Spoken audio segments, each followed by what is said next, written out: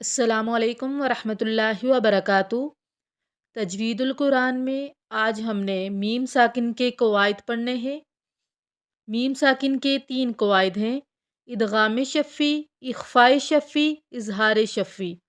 ادغام شفی: میم ساکن کے بعد دوسری میم آ جائے تو ادغام شفی ہوگا، غنہ کریں گے، آواز ناک میں لے کے جائیں گے۔ اخفاء شفی: میم ساکن کے بعد حرف با آ جائے تو میم ساکن میں اخفاء شفی ہوگا، یعنی غنہ کریں گے، آواز ناک میں لے کے جائیں گے۔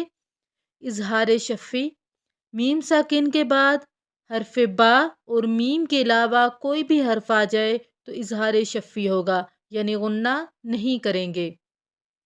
ادغام شفی اور اخفاء شفی کی کچھ اگزامپلز ہم یہاں پہ دیکھیں گے۔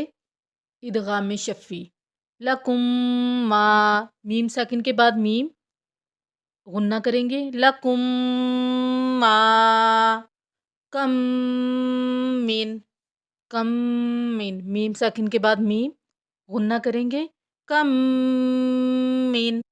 اخفاء شفی: ذالکم بما، میم ساکن کے بعد با اخفاء شفی ہوگا، غنہ کریں گے، ذالکم بما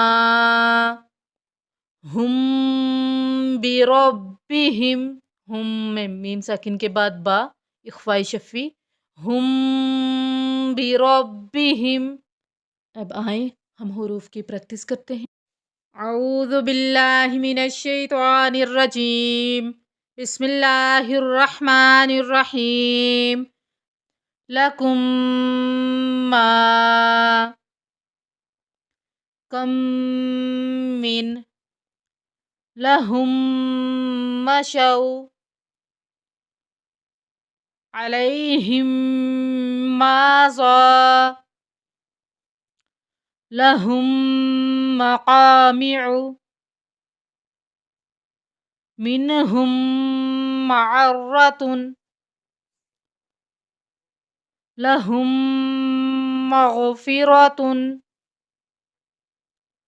علیہم مطر۔ ذالکم بما ہم بربہم،